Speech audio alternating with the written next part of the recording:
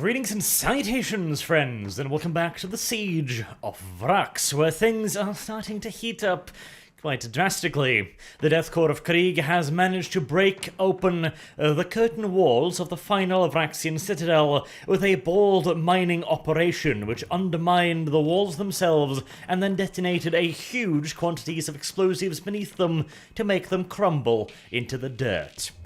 However, the armoured thrust launched by the 308th Regiment to take advantage of the situation had failed.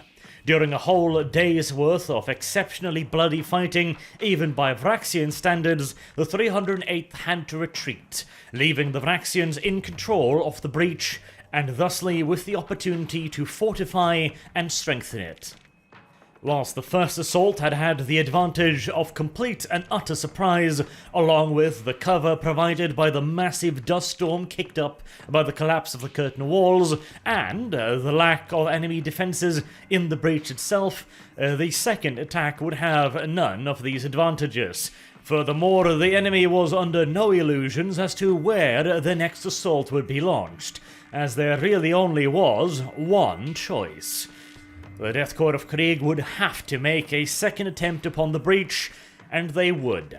The spearhead would once again be made up of the 308th Regiment, but this time there would be no heedless rush towards the breach. This time they would do it the Death Corps way, and the first step was a 2-week-long preparatory bombardment of the curtain walls, the rearward enemy areas, and the surrounding facilities. The aim of this barrage, which would severely test the 308th Reserve's artillery ammunition, was to destroy more of the enemy's wall-mounted guns and automated defense emplacements. It was hoped that by knocking out more of the enemy's wall-mounted weaponry and those mounted inside of the wall itself, they would make up for the fact that this next assault would not have the benefit of the cover of a massive dust cloud. Indeed, this next assault would be advancing over what was, by and large, completely open ground covered by the enemy's guns, and even the deployment of huge quantities of smoke shells would only do so much to obscure their advance, since the enemy would have a massive height advantage. Additionally, the enemy's artillery thrown off during the first assault by the rapidity and the sudden nature of it, they would now have had more than enough time to zero in and turn all of the ground in front of the breach into one massive kill zone. The preparatory barrage also had a secondary purpose. The artillery would of course dedicate the majority of their firepower to the main breach, including of course the identified artillery batteries behind it, which had been spotted by the long-range surveillance aircrafts of the Imperial Aeronautica formations. But the artillery would also dedicate a portion of their firepower to the areas surrounding the main breach. Up and down the wall, they would attempt to scour them clean of wall-emplaced weaponry, allowing for an assault on a much wider front. Colonel Tolan of the 308th Regiment was of the opinion that the first assault had only failed because it was carried out on much too narrow a frontage. This was done in part to maintain secrecy, but also because Marshal Kogori wished to pierce through the breach and then, with maximum force, expand upon that breach rapidly, rather than merely just holding it and awaiting reinforcements.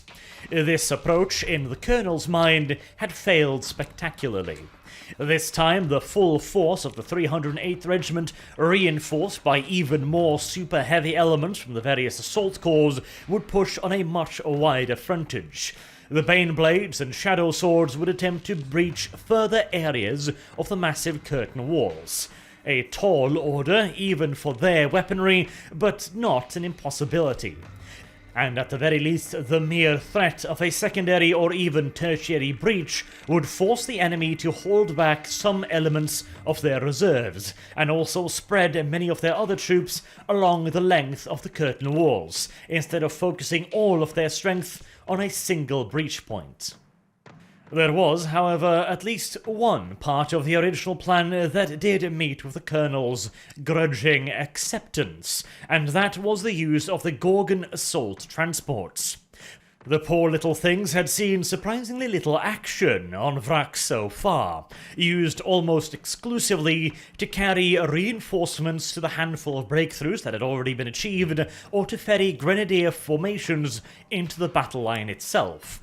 Otherwise, they had been primarily used to shuffle formations around behind the front lines, since they were relatively impervious to enemy artillery barrages.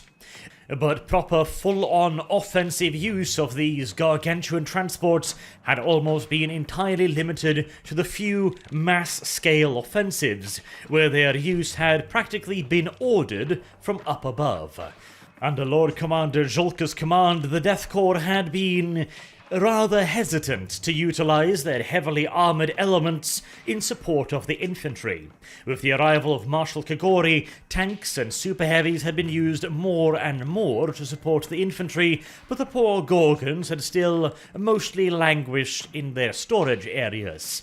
This time, however, they would once again take center stage and deliver the main assault force to its objective.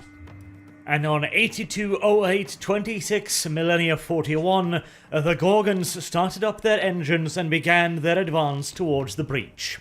This time they were covered merely by the smoke shells laid by the 308th Artillery, and were exposed to a much greater degree than the first assault.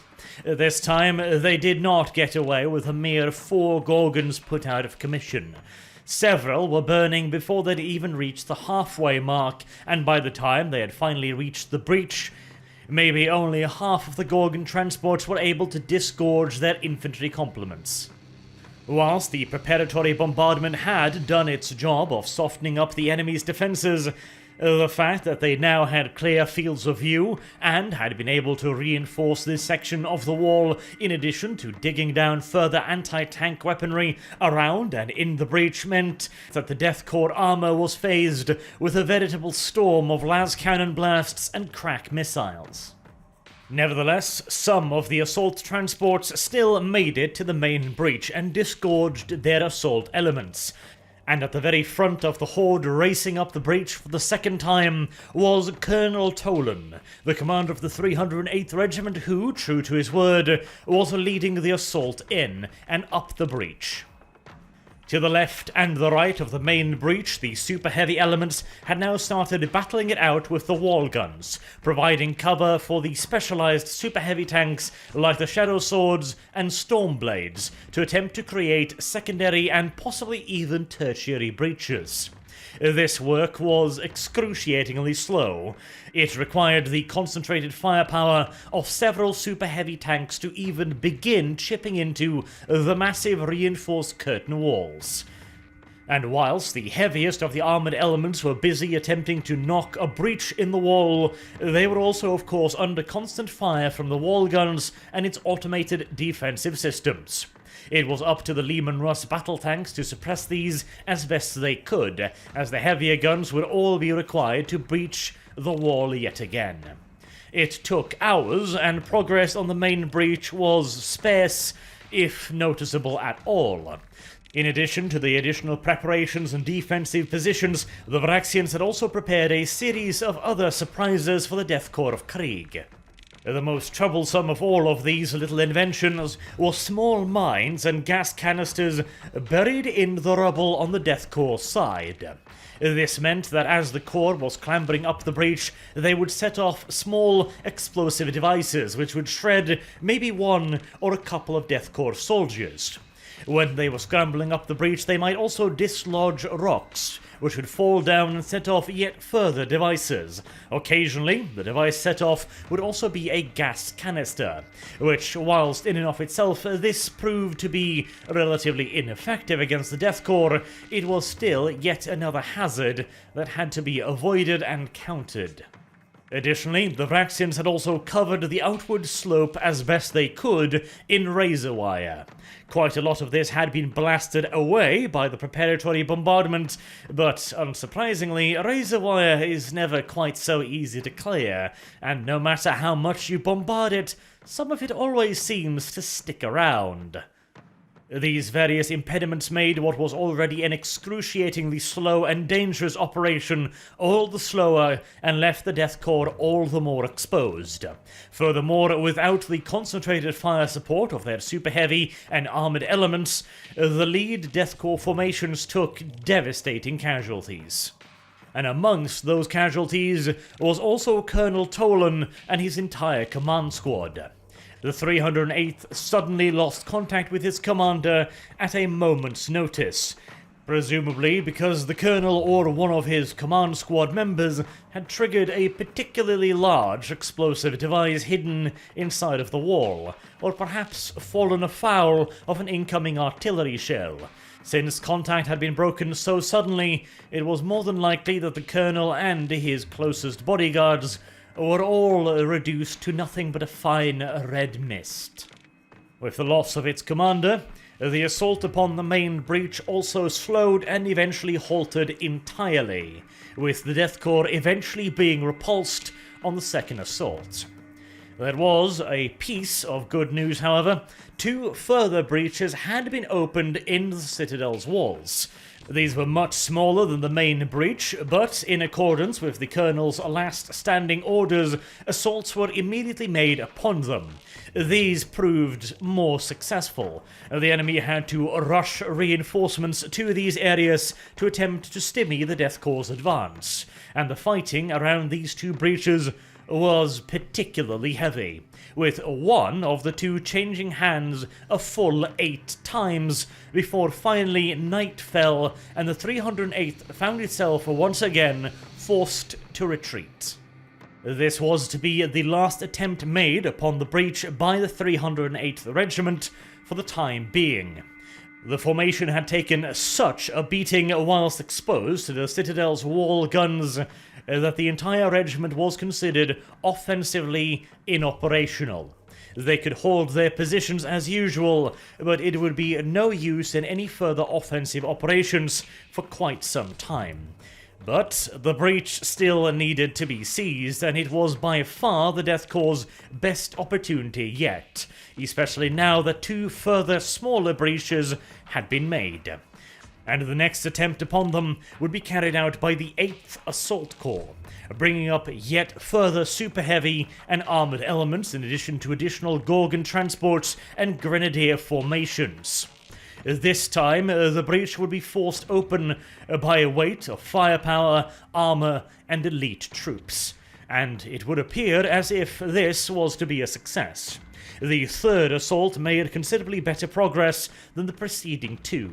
The 2 smaller breaches were contested heavily, but the main assault upon the 3rd breach appeared to be gaining solid momentum. An overwhelming force of Gorgon assault transports had, whilst under the cover from Baneblade super heavy tanks and Macarius heavy tanks, approached the walls under the cover of a heavy smoke barrage. Once at the breach itself, the Gorgon transports reversed slightly and then began hosing down the top of the wall with their twin-linked heavy stubbers. Meanwhile, the armoured elements were also firing with all guns, both at the top of the walls and at the breach itself, laying down a murderous suppressive fire. This tactic required several waves of armour, as well as Gorgon transports constantly roll in and out of the battlefield to replenish their ammunition reserves. This also had the added benefit of continuously pouring fresh troops into the combat in a rolling wave-style assault. By midday, the Grenadiers had reached the top of the main breach. The rest of the day's fighting would go much like the previous days. The Grenadiers had made more in the way of ground than the 308th, but they too could not fully secure the top of the breach. Several times the Grenadiers made it to the very top and threw the Vraxian defenders off it, if but momentarily, before new, massive human wave-style counter-assaults from the Vraxians pushed the Grenadiers back down the slope from which they had come. Then the Grenadiers would rally and push the Vraxians down the reverse slope, and so on, and so on, and so on, for the entirety of the day, until finally the 3rd assault also ran into that most unfortunate obstacle that was night time. During the dark of night, the Grenadiers could not be effectively supported by their armoured elements. In fact, the artillery and armour could simply not fire up the breach at all for fear of hitting their own men. That may have been something the Vraksians would be willing to risk, but the Death Corps was not quite so careless. The Death Corps is more than happy to take on any sacrifice in the name of the Emperor, but it has to be sacrifice, and firing blind into hordes of your own men that may be intermingled with the enemy, that is not a sacrifice worthy of a man of Krieg. But unfortunately, even with the failure of the third assault, the breach still had to be taken.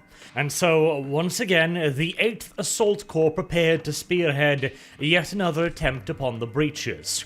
This time, the 8th Assault Corps would be supported by the Titans of Legio Astorum, whose return home appears to have been put off somewhat indefinitely.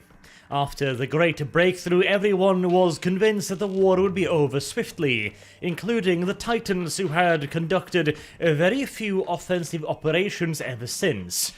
But now it was clear that this nut would indeed require a fair bit of further cracking, and so the Titans once again marched into battle alongside the 88th Imperial Guard Siege Army for a fourth massive all-out attempt to seize the breach point.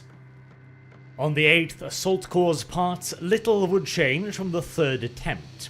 The heavy armoured elements would move up in close support of the Grenadiers, who would be delivered to the foot of the breach via Gorgon assault transports, after which they would begin a slow and meticulous crawl up the breach itself, where each Grenadier squad would first provide covering fire to another, and then receive covering fire as they themselves made short, quick runs into a new covered position, from which they could provide cover to the lead elements, and so on and so forth.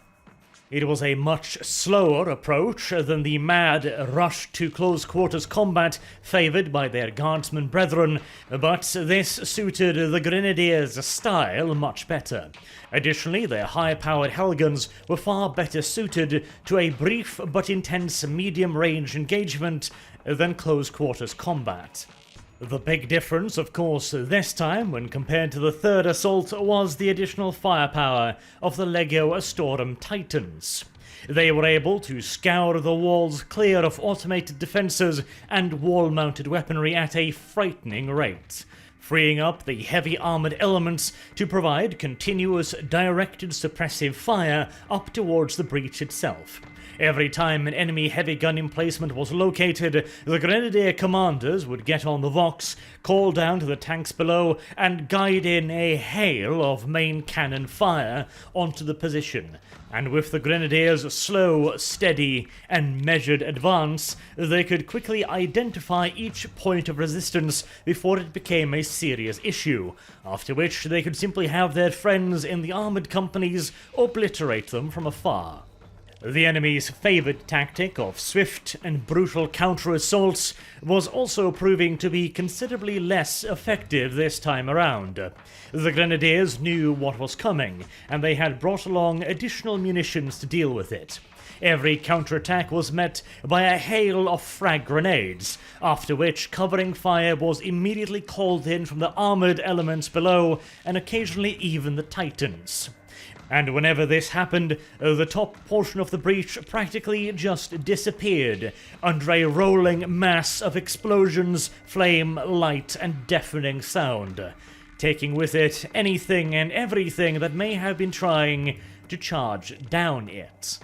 And so, with the enemy's counterattack potential effectively neutered, the Grenadiers finally made it to the top of the breach, where they engaged in a furious spat of combat with the defenders still dug in at the very top, who had somehow survived the multiple alpha strikes by the armoured elements below.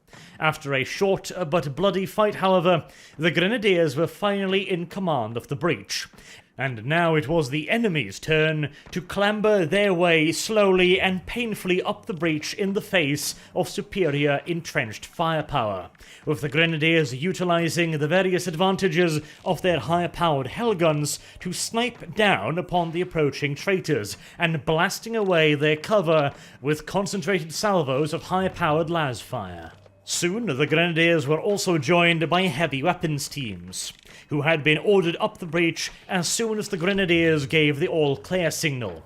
Las cannons, heavy bolters, missile launchers, and autocannons were all swiftly being moved into position to provide yet further obstacles for the traitors to overcome.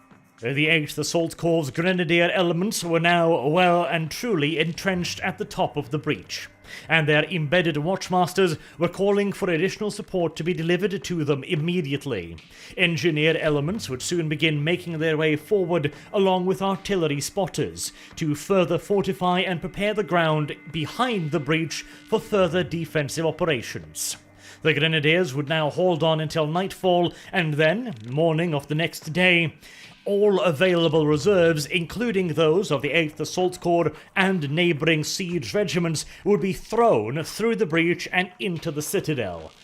Even as the last few dregs of enemy defenders were retreating hastily down the sides of the breach, the 8th Assault Corps had managed what the 308th had not, seizing and holding the breach, and now all that remained was to make it secure. Already, Grenadier observers were starting to guide in zeroing fire from the Death Corps' artillery batteries to create a box barrage and a lethal kill zone beyond the breach.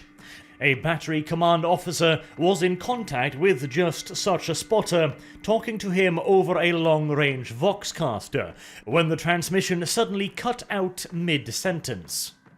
Suspecting some sort of failing or ailing humors on behalf of the machine spirit, the battery officer stood up from his desk and prepared to go call for one of the adepts attached to his battery, when what felt like a semi-solid wall of air slapped him in the face and pushed him down onto his back. As he was picking himself up and regaining his senses, he heard the sound of loud thuds reverberating through the structure of his bunker. The occasional enemy artillery barrage or shower of fragmentation shells was hardly a rare occurrence, but this did not sound like the usual fire. Looking out from the observation trenches, you could quickly see why. It was raining large pieces of rock down from the sky, and off in the distance towards the main breach, a gargantuan mushroom cloud was reaching slowly towards the sky. The Vraxians, realizing that they could not hold on to the trench for a third time, and detonated a presumably massive counter-mine charge, blowing the entire breach sky high, sending rocks and pieces of grenadiers flying for kilometers in every direction. The detonation quite immediately and effectively put a halt to the 4th assault. The Death Corps of Krieg is a remarkably stubborn group of guardsmen, but this was a bit much even for them. And with this grandiose riposte to the 4th assault upon the breaches, no further attempts would be made this year. Meanwhile, in Imperial General Headquarters, Marshal Arnim Kagori sat at his grand ornamental desk, reassessing and re-evaluating the situation on Vraks. The attempts upon the breaches had been necessary, but also exceedingly costly, drawing off resources from the rest of the front line, and noticing this and realizing that possibly the best way to protect the breaches was to place pressure upon the Death Corps in other areas, the Vraxians, along with their chaotic allies, had launched continuous attacks all along the front line, which were, of course, responded to in kind by the Death Corps' own counterattacks. Both armies had spent the last few weeks and months battering away at one another with near unprecedented ferocity. What was worse was an increase in the activity of the Chaos Space Marines. Along the main front lines, they were more and more often leading the assaults launched from the Vraxian trenches. And to the north, the worshippers of Nurgle were getting more and more active every day that passed, further exacerbating an already supremely trying position on behalf of the First Line Corps, who had to fight in a downright lethal environment. The continuous usage of chemical and biological weapons from both sides had turned much of the northern front into little more than a poisonous bog. It had gotten so bad, in fact, that both forces were now extremely hesitant to launch any further attacks over this exceptionally treacherous terrain. Even the worshippers of Nurgle found this to be a little bit much, and if even they were raising an eyebrow at the conditions, you can only imagine how bad they must be for the mere mortals of the Death Corps of Krieg. Instead, the fighting on the northern front was more and more spilling over onto the extreme flank of the front line. It would almost appear as if the worshippers of Nurgle were attempting to outflank the Death Corps, but the terrain in that direction was inhospitable, even by Vraxian standards, and it appeared difficult to believe that they would make a major attempt to outflank the Corps altogether. Nevertheless, it does not pay to be complacent, particularly in the face of chaos, and so Death Rider and light armored companies were constantly scouring the area and engaged in nigh-on never-ending skirmishes with enemy scouts and advanced elements. All the way out here on the extreme northern front, the war had taken on an altogether new and unfamiliar aspect, at least to the Vraxian theatre. Instead of the static trench lines of massed gun batteries or huge tank battles followed by vast infantry wave-style assaults, the war here was far more fluid and smaller. Groups of Death Riders would lay in wait in the endless plains or hiding in shallower ravines, from which they would launch ambushes upon passing convoys of traitors. Likewise, the enemy's Chaos Space Marines or cultists might in turn attempt to ambush the Death Corps elements. Lone Salamander scout tanks on extended recon missions were prime targets for the enemy's attention, not only due to the possibility of acquiring a valuable light vehicle, but also the even more delicious possibility of acquiring a mid-ranking Corps officer. Leaders and commanders were also valuable targets for the Death Corps, since another element that was heavily engaged on this particular part of the front line was both sides' aerial forces, with spotters both on the Vraxian, Chaos, and Krieg sides scouring the landscape and calling in coordinates for sudden and brutal attacks from above. And since the area was simply so vast, it was virtually pointless for the various formations to bring along their own dedicated AAA. Not only would these larger vehicles kick up more dust, therefore exposing the column to detection, but they were also large, noisy, and when they fired into the sky, a somewhat necessary action if they were to carry out their intended tasks, they were essentially raising up a massive sky-high sign to anybody who was watching with huge block letter inscriptions, "I am here. Come fuck me, please." On the northern front, discretion was most certainly the better part of valor. Both sides became quite adept at utilizing the various ravines as covered routes of approach and travel.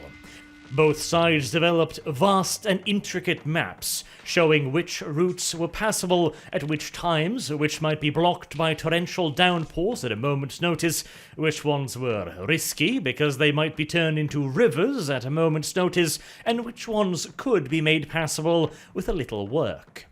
Both sides' engineered elements were quite busy, building improvised bridges and clearing out some of the more uncooperative terrain. Unsurprisingly, the capture of such a map was the Holy Grail itself, and whenever one of the sides managed to get a hold of one, it led to a sudden upsurge in their own activity and a drastic increase in their opposition's casualties. For the time being, however, neither side appeared to be gaining much in the way of a decisive advantage on this, the most extreme of the Vraxian siege's flanks. And, unless one side could gain such an advantage, large-scale troops movement through this area would be hazardous at best and damn near suicidal at worst, as any large-scale movements were bound to be noticed very quickly indeed, and harried constantly by attacks from the enemy's lighter elements and attacks from the air. Additionally, any attempt at subterfuge or a surprise attack would almost certainly all be utterly futile. And speaking of subterfuge, the Alpha Legion appeared to have gotten back into the swing of things. Whilst their appearances on the front line had grown ever rarer since the arrival of the additional Chaos reinforcements, there had been a sharp uptick in covert activity, presumably carried out by the Alpha Legion's own operatives and their Chaos Space Marines. Artillery batteries, gun bunkers, and rearward supply depots were being attacked and destroyed at a frightening rate. And the only seemingly adequate response to this activity was to beef up guard duty along virtually the entirety of the 88's positions, which would be yet another severe drain on the siege army's manpower. A drain that Marshal Kogori right now could really do without. And so, at the end of the year, very little had truly changed from the great breakthrough of Marshal Kogori's first offensive. The war underground, whilst still ongoing, had reached almost as complete a stalemate as the war above ground. The enemy had quite clearly learned their lesson, and were not about to be surprised by any large-scale mining operations again. So far, the Death Corps engineers had almost breached their citadel permanently, and possibly put an end to the war, and also almost breached into their main underground armory, imperiling God Emperor only knows what vast quantities of equipment, weaponry, and supplies. If the Vraxians hadn't gotten the message before this that the Death Corps' engineers were to be taken very seriously indeed, they most certainly had gotten it now. And another message that was felt loud and clear, this time by the Death Corps of Krieg, was that Legio Volcanum, the traitor Titans, were still out there. They had taken a severe drumming at the hands of Legio Astorum, but they had recently become more active once again, launching or supporting small assaults up and down the front line, forcing the Titans of Legio Astorum to redeploy to cover the larger areas involved. This effectively prevented the Imperial Titans from focusing all of their attentions on one small area, which had been the key to the success of Marshal Kogori's first offensive. But at least there was one piece of good news all the way at the end of yet another year of the Siege of Vraks. And that was that despite several attempts made by Imperial picket ships scouring the outer system of Vraks, the grand old monster known as the Anarchy's Heart had not resurfaced, and no sign of its presence in system had been found.